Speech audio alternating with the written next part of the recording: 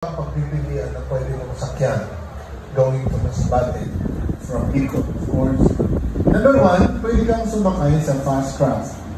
Can I see a prison special picture? That's one. Fast craft. Ang fare niyan, pamasahin niyan ay 750 pesos. Going to Masbate. One way lang. Or pwede kang sumakay sa Roro. Yan.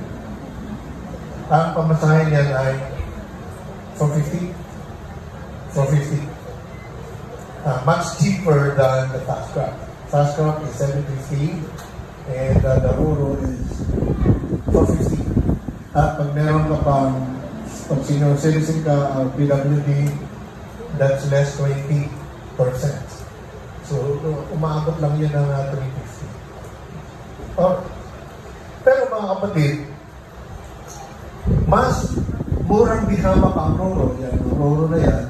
Pero mapapansin mo, mas marami ang sumasakay sa fast craft kaysa sa Roro.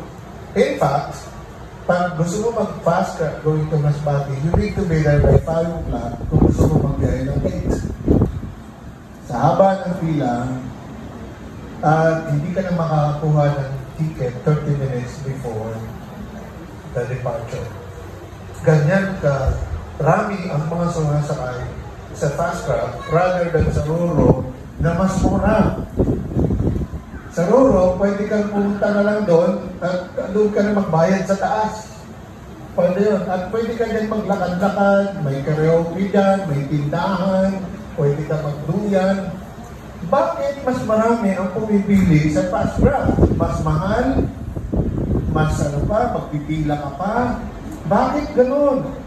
Kasi mga kapatid, pag sumakay ka ng fast craft, fast nga sobrang bilis, 2 hours lang, nasa Masbate ka na. Pag sumakay ka ng Roro, sobrang bagal, 4 to 5 hours ka doon sa dagat. Alam niyo mga kapatid, gusto ng tao ang mabilis. Amen? Kahit sino ayaw niya ng mabagal. Tingnan mo yung katabi mo kung mabagal ba siya o mabilis. Ang mabagal, laging late.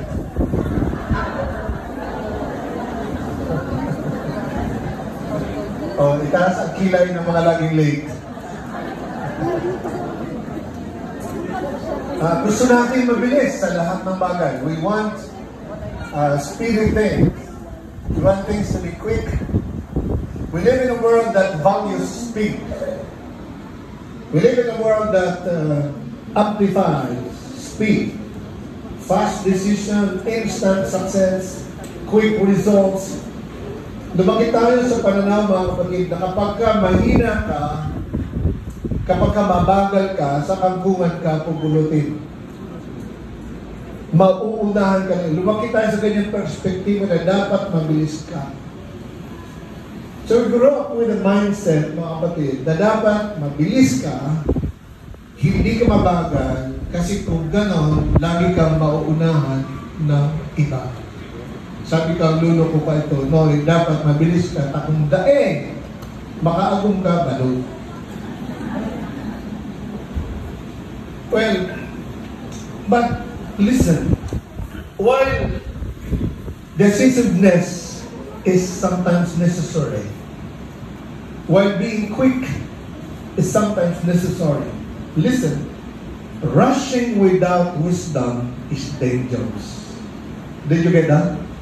Rushing without wisdom is dangerous. I'd like to give you a biblical example. Moses, in Numbers chapter 20, verses 7 to 12, God told him to speak to the rock for it to provide water.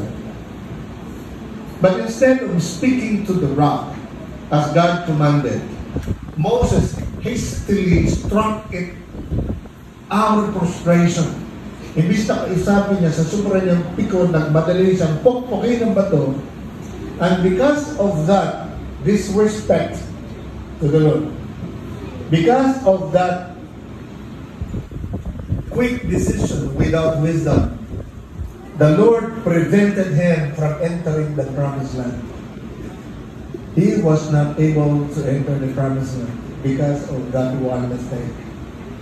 Pinatanaw lang sa kanya ni Lord ang promised land, pero hindi siya nakapasok sa promised land because he didn't obey the Lord. He responded quickly to his frustration. Listen, have you ever made a hasty decision that later you wished you didn't do it then? Nakagawa ka na ba ng isang decision na pagkatapos ng ilang araw, ilang taon ay pinagsisihan mo ito kasi hanggang ngayon, big mo pa rin ang result? I will admit, mga kapatid, that when I decided to resign from my job, hastily, I resigned from my job, hindi pa naman pagpapastor ang gusto kong gawin nun. Wala pa akong plano magpastor. I just resigned from my job because of frustration. So I joined the rebel group. Because of my frustration. Kasi masyadong nagpadala ako sa bugso ng damdamin. Akala ko kaya kong baguhin ang Pilipinas. So tahiro. Nagpadala ako sa bugso ng damdamin. And I resigned. Alam mo, magpahanggang ngayon, kung binabalikan ko ang desisyon na yun, nararamdaman ko pa rin ang panghihinayang. Sa background sa ating text ngayon, mga kapatid, in ancient Israelite society, fastness or speed was highly valued as one of the keys to success. The people during the time of King Solomon, the writer of Proverbs, had a tendency to rush with their actions, whether in war, in business, or in any decision making. They have the tendency to rush always. Gusto nilang nagmamadali. And because of that kind of perspective and practice, several proverbs and reminders were written in the Bible, not only in the book of Proverbs, to address this wrong notion and practice. That's why, mga kapatid, Proverbs chapter 19 verse 2 is actually one of those reminders. This Proverbs is obviously a warning against rushing without thinking. Rushing without thinking. Today, we will look at some of the timeless principles from these Proverbs. Thus, we won't be suffering the negative consequences of our wrong decisions starting today. What are the cautions against hasty actions? I'd like to share two things. Number one, listen, basahin natin sabay-sabay. Sabi diyan, go. Basahin natin. Good intentions are not enough. We need wisdom. Good intentions are not enough. We need wisdom. Ang magandang intensyon, ano mga intensyon sa Tagalog? Ang magandang layunin ay hindi sapat. Kailangan itong pinag-iisipan. Wisdom. Now, look at the Bible. Sabi na Proverbs chapter 19 verse 2. Sabi diyan, desire without knowledge is not good. Para mas maintindihan natin yan, mga kapatid, mas inarapat ko na magkaroon tayo ng word study for the two words, the words desire and knowledge. First is the word desire. I think I have that in my copy. Yes, desire in Hebrew, the original translation is nepe, which means the emotion or passion. Emotion or passion. Knowledge in Hebrew is da'at. Da'at, ibig sabihin discernment, understanding, and wisdom. Nepe, without da'at, is not good. Action, desire, emotion, or passion without discernment, without understanding or wisdom is not good. This principle simply tells us that passion, we are all passionate sometimes, desires or emotions are important. Walang kwenta ang taong walang desire. Walang kwenta ang taong walang emotion. Walang kwenta ang taong walang passion. We all need those emotional aspects. No? But, ang sabi ni Solomon, these values are needed, but without discernment, without understanding and wisdom, these are not good. You know, sinabi ko na kanina mga kapatid, the people, the Israelites during the time of King Solomon had a tendency to rush. Gusto nila nag-uunahan, gusto nila mabilis, kahit sa war, business, speech, decision-making, without really considering the possible consequences. Kaya madalas sa kanila, marami ang napapahamak because of this wrong notion. In fact, nangyari yan mismo kay King David, if you can remember. Many times he experienced failures and defeats because of his rash decision without wisdom. Hindi pinag-iisipan ng gusto. Probably you can remember experience with Bathsheba. Hindi niya pinag-isipan. We can all read the Bible that David did think about it, did consider the possible consequences to the extent of even killing the husband of Bathsheba. Pinag-isipan niya ba yun? Hindi. And we can read in the Bible the negative consequences of his hasty actions. Also, it happened to Solomon himself, the writer of this book. When he decided to marry ungodly women, Solomon was influenced to worship other gods. Thus, the kingdom of Israel was ruined. The kingdom of Israel was divided into two kingdoms because of his wrong action. That's why, mga kapatid, many of Solomon's proverbs were encouragement for people to be slow to speak and quick to ask counsel. Now, because he understood that passion is powerful. I'm sure you will agree with it. Passion is powerful. Desire is powerful. It can drive people to accomplish many things, overcome obstacles, and even it can make people sacrifice themselves for a cause. But listen, passion alone is not enough. Desire alone is not enough. Without wisdom and understanding, it can lead to confusion, failure, and even destruction. Alright. I remember the story of the tiger and the donkey. Tiger and the donkey. One day, nagkaroon ng matinding pagtatalo ang tiger at donkey. Ang tiger ay kilala bilang isa sa mga matatalinong animals sa kingdom, sa animal kingdom. At ang donkey naman ay kilala bilang isang mahina utak, pero maingay. Ganon minsan. No? Hindi ko sinasabing lahat ng maingay may utak. Pero ang donkey ay isa sa mga hayop na ingay, pero may utak. Now, nagkaroon ng debate ang tiger at ang donkey, matinding debate. Kasi sabi ng donkey, ang kulay ng dahon ay blue. The color of the leaves are blue. Hindi natanggap yun ng tiger. Sabi niya, of course not. Are you blind? The color of the leaf, of a leaf, or the leaves, ay green. Maghapon silang nagdebate. Walang nagdibayan. So inabot sila ng 24 hours hanggang sa nagpasya nila, only the king can resolve our debate. So they brought the matter to the king of the jungle, the lion. So they went to the palace of the lion at malayo pa sila sa Lion King, nagsisisigaw na si donkey. Sabi ng donkey, the color of the leaves are blue. Nagsisisigaw na siya habang tumatalon-talon siya, ingay-ingay niya. Ang kulay ng dahon ay blue. Dinig na nila yun, malayo pala. Pagdating nila doon, in-explain ng dalawa kanilang pinagdebatihan. At pagkatapos ng kanilang argumento, the lion decided na ipakulong ang tiger.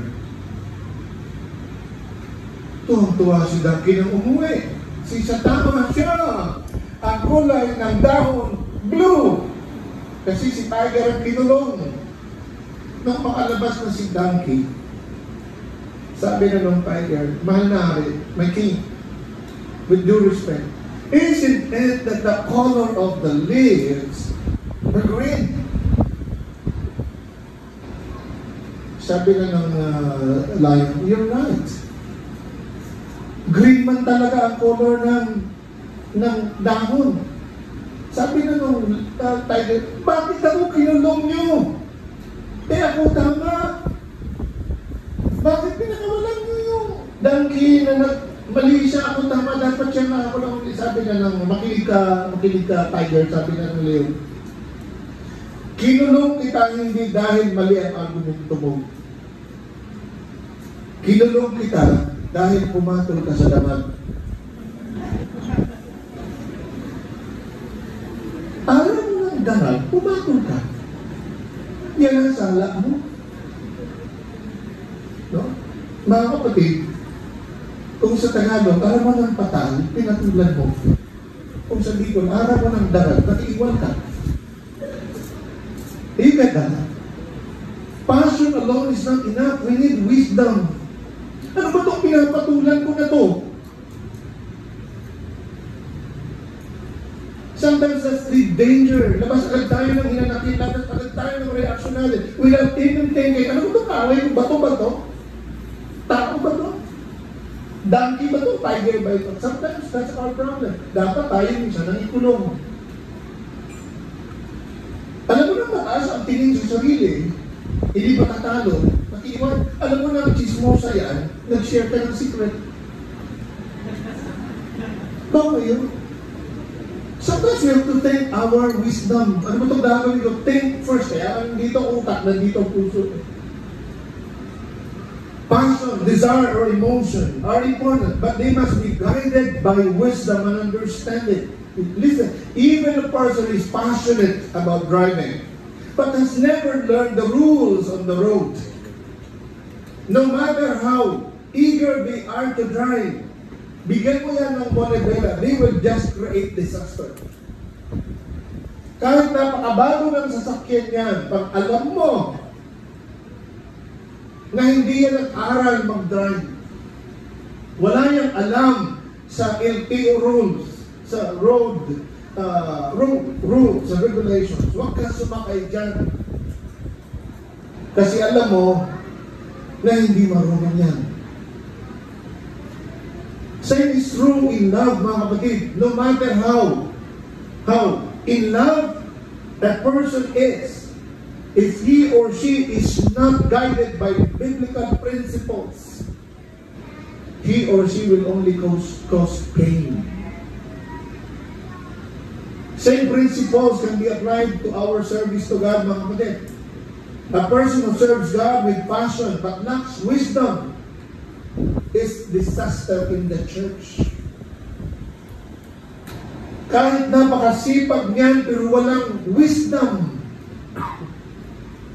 Gusto mo mag-serve pero daing wisdom, that's a disaster in the church. Paul speaks in Romans chapter 10 verse 2, if you have your Bibles. Romans 10, anong sabi? About the Israelites, saying that they had zeal for God. Anong sabi yan? Pakilabas nga yan. Romans 10:2. Sabi ni Paul sa mga Israelites, you have zeal for God, but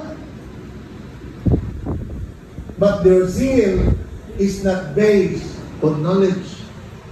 You have zeal, sa kung ibig sabihin yan, po sa Pablo, you have zeal for God, but walang knowledge yan. It's based only on your knowledge, personal knowledge. Their passion led them to pursue righteousness using their own efforts, mga kapatid. Same is true, mga kapatid. If a person lacks wisdom, he is like a wildfire burning intensely. But because there is no purpose and direction, it can only cause severe damage. Kagaya na nangyari sa Australia, California. Wildfire. Ang taong walang wisdom ay parang wildfire ang bibig. Huwag mo nang patulan yan. Alam mo nang parang wildfire ang bibig, pinatulan mo, ikaw dapat ikulong. Kung atol ka sa dahag. Did you get that? Kapatid, can you still remember the last time that you made a rash decision na hindi mo pinag-isipan, kaya until now, you are still reaping the negative effects of your wrong decision? Kaya ngayon, ang sinasabi mo, sana tinapos ko muna ang aking pag-aaral. Sana hindi muna ako nag-asawa agad. Sana hindi na lang siya ang aking minahal. Sana hindi ako nagpadala sa init ng ulo ko. Sana hindi ako nag-resign sa trabaho ko. Sana nagtiyaga na lang muna ako. Many of us, mga kapatid, ay may ganyang sana sa buhay. Mga decisions in the past na hanggang ngayon pinagsisisihan mo dahil ang decision mo noon ay hindi mo pinag-isipan. Kaya hanggang ngayon, inaamin mo ang effect nito. I have a bad news and I have a good news for you. The bad news is, hindi mo na maibabalik ang mga oportunidad na lumagpas at nawala dahil sa maling decision mo na hindi mo pinag-isipan. That's the bad news.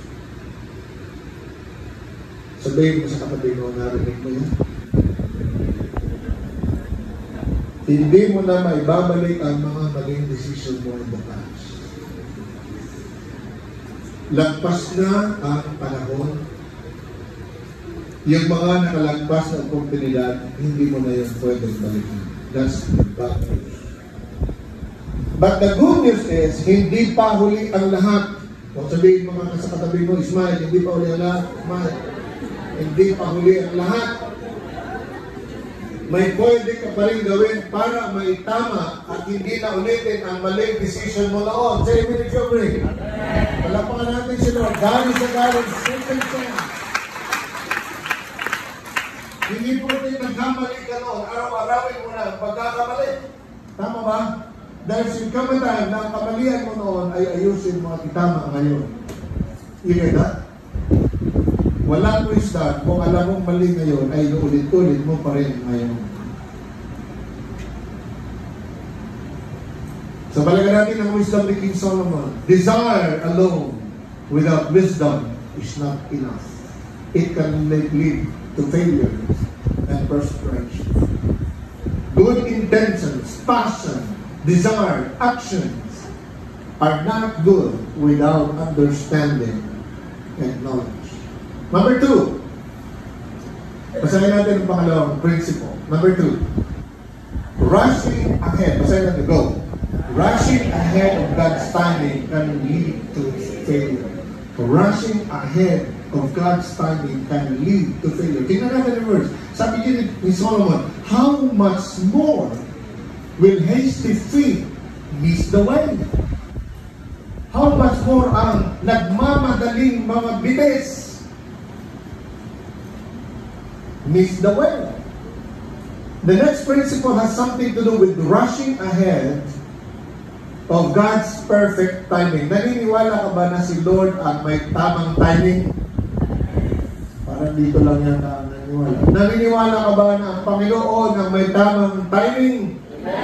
Yes, si Lord lang ang may tamang timing. Solomon was simply saying, these foolish action can actually lead to destruction. Sabi ko nga kanina, this happened to Solomon himself. Because of this wrong decision, the kingdom of Israel was divided into 2 kingdoms. In fact, I can give you several prominent biblical men who suffered the negative consequences because they failed to wait upon the best timing of God. Number 1 is Saul. In 1 Samuel chapter 13, 8-14, medyo mahaba yan. Si Saul, si King Saul, grew impatient and offered a sacrifice instead of waiting for Samuel. And that hasty decision cost him his kingdom. Binawi ni Lord ang kingdom sa kanya dahil pinaunahan niya si Lord. Hindi siya nakapaghintay kay Lord. Another example is Esau in Genesis 25. Esau was very hungry. Kaya ang nangyari, nagtayo na lang siya ng tindahan sa kanto. Piso.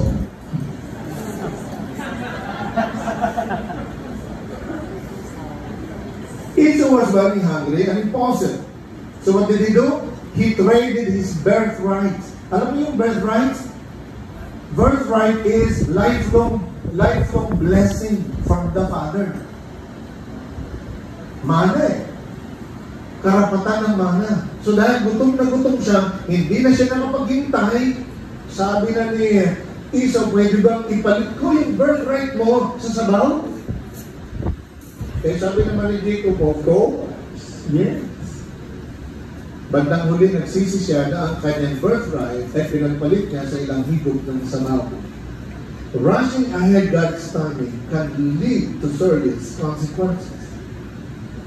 In our fast-paced world na kapatid, waiting can be very difficult. Sino sa inyo ang matyagang maghintay?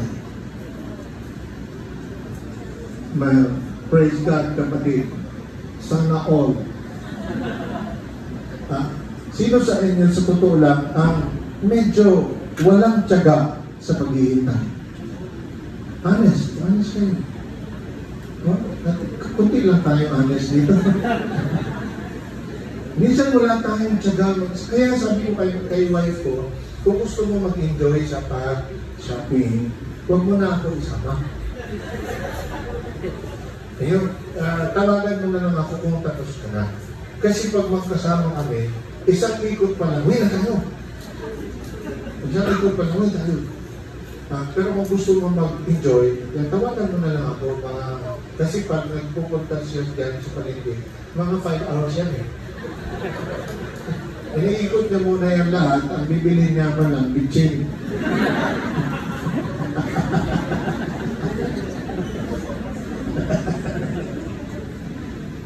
Hindi tayo sanay maghintay.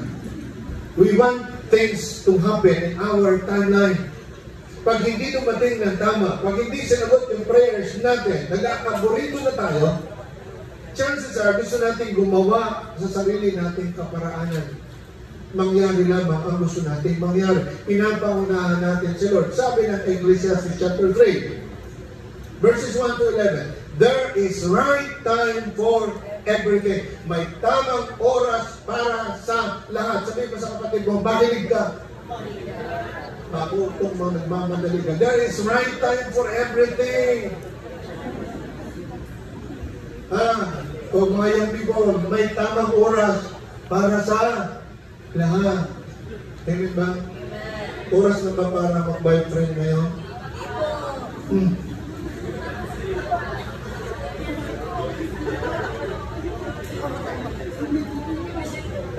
I remember the story of Abraham and Sarah.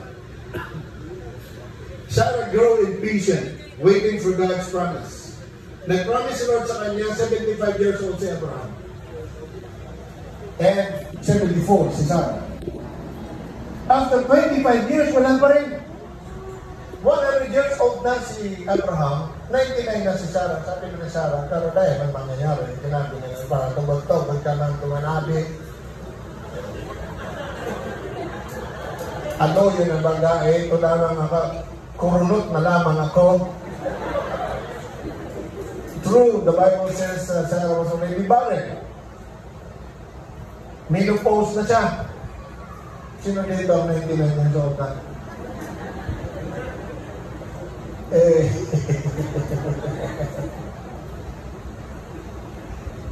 So sabi ni Sarah, may suggestion ako sa iyo, Abi. Yung mga yun sa kusina. Ikaw nag-uugas naman ngayon na bata pa. So matabang tayo. Sabi ni Abraham, so, malusin na yan. Naman sinabi niya, buko na! Sabi niya sa uwe. So, ano nangyari? Nagkaanak. Yun ay si? Sino? Sino? Suraida? Ano ito si Suraida?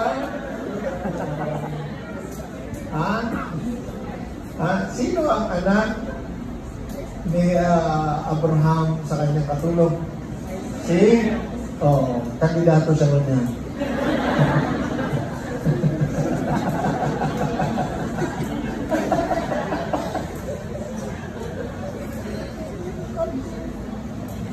Sabi ng istorya, siya ang pinagsimulan ng Muslim community.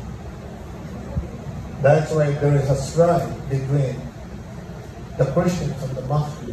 It came from that wrong decision. Nagmadali, hindi nakapaghintay. You know, when we try to force things to happen instead of waiting upon the Lord, surely what we will reap is pain, frustration, failure, name it.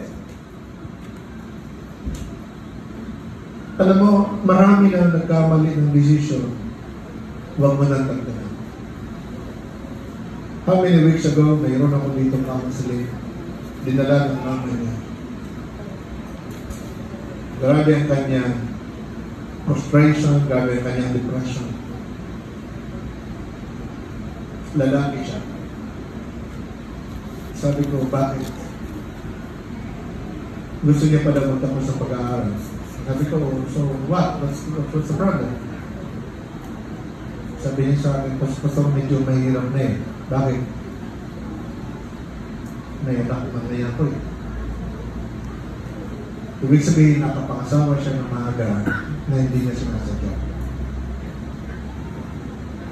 Dahil sa takot, pinakasalan niya yung babae na hindi siya ready. Ngayon, gusto niya bumalik sa pag-aaral, hindi niya nakagawa.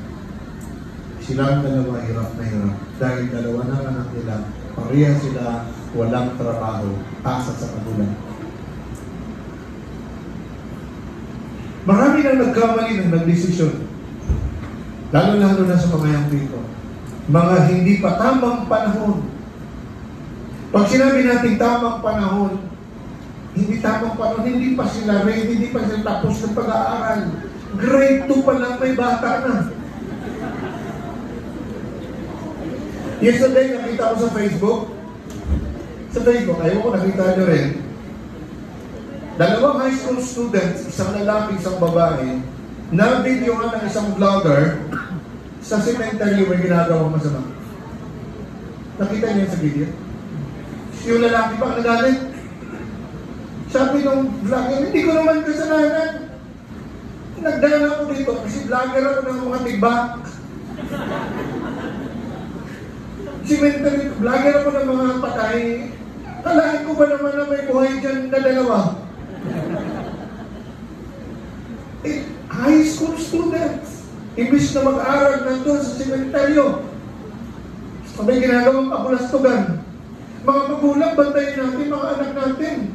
Baka akala natin, nasa school sila, nasa sementeryo pa lang.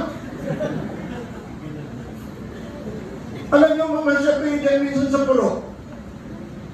Ng hapon, yung hapon. Tumingin kayo sa ilalim ng tulay. Mababakanta lang, may pulis, may pulis. Ang daming nagbibigyan sa ilalim ng tulay, karamihan mga grade 2.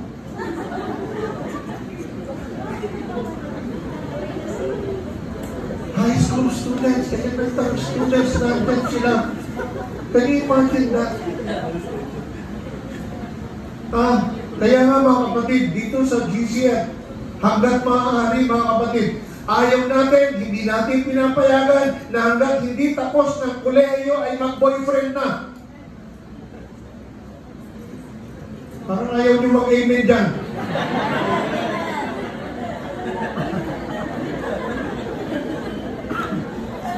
Sabi ng high school, amen, pastor, amen. Pero once a year, dito sa GCF Legazpi, meron tayong purity ring ceremony. Kinakasal natin ang mga young people kay Lord. Binibigyan natin sila ng singsing na may pangako na hanggat hindi tapos ng college, hindi mag-entertain ng boyfriend or girlfriend. Amen? Amen! O, pumalak pa kayo. Kasama doon ang inyo. Dahil ang ibig sabihin ng inyo, mag-un.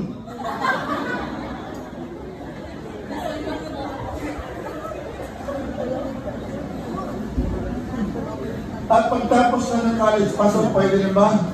Hindi pa rin. Pagtapos ng college, kailangan mo muna magtrabaho At kahit papano, tumulong muna sa mga magulang. Eh, parang ayaw mo, Brad.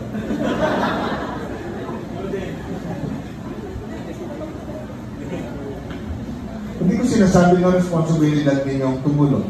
Pero ayon sa batas natin, sa batas ng Pilipinas, at sa batas ng Biblia, that the children should honor their parents. Okay ba yun?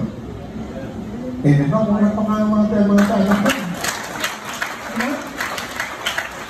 Ako yung nakikiusap din sa mga magulang. Please, makiisa ho kayo sa church. Sabay-sabay ho natin protektahan yung ating mga anak. Amen ba? Na hindi magkamali. Hindi na madagdagan yung mga pagkakamali. Ha? Again, as I end, we must learn, mga kapatid, from the mistakes of others. The mistakes of David, Solomon, Esau, at iba pa mga tao nagkamali sa Biblia dahil sa mabilisang action na hindi pinag-iisipan. Now, to do that, I have practical steps to avoid hasty decisions. At tandaan nyo ang practical steps na. At meron kayong mga parang ayaw nyo. Memorize nyo yan lang ang tanging paraan. If you have doubts, remember, we can.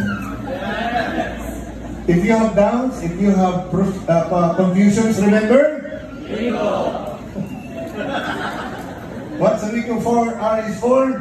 Reflect. Take 10 to 10 before acting impulsively, mag-isip ka muna. Ano ba ito pag ginawa ko? Pag pinatulan ko ba ito, sino ba kukulong sa amin? Nagpatol ka sa dagang, sisay kukulong.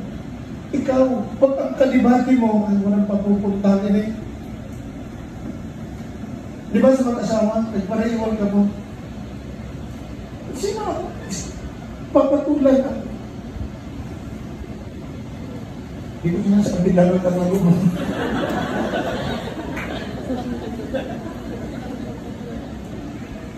Ayaw ko bang nagtatama ang pagkakamali, siya lagi tama, papatulan mo. Diba? Take time to think. Isip ka muna. Tika muna. Bago ako sumagot sa'yo sandali, lakaw-lakaw mo muna. Pagbalik mo, I therefore conclude dahil kung makikiiwan sa iyong tadangan katabi. Iyon?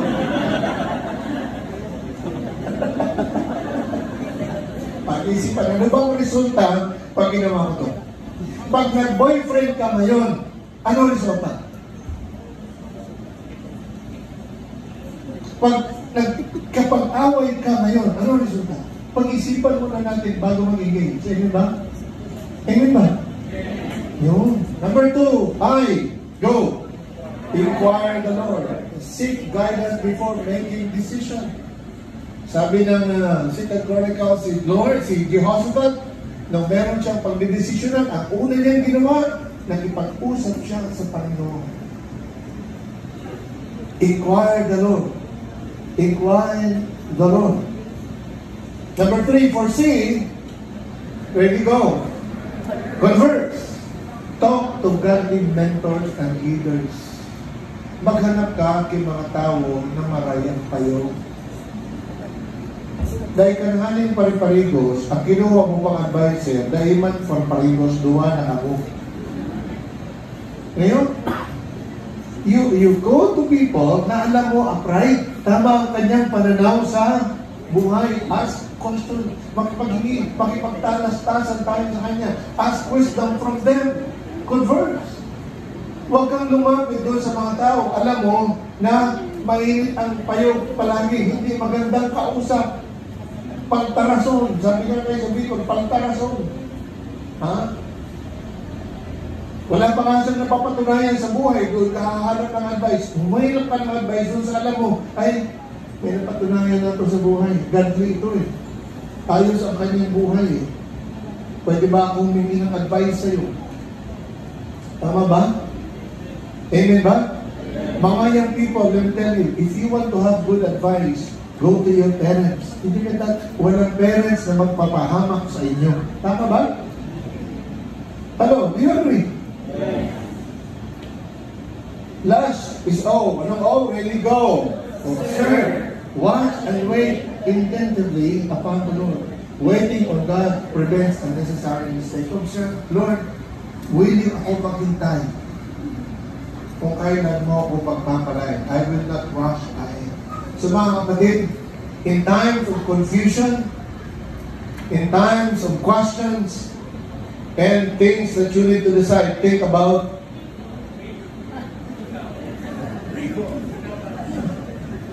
again, paano ba na kayo na? In times of confusion, think about Rico. Very good. Ano ang sermon ni Pastor Rico? The Lord bless us, mga kapatid.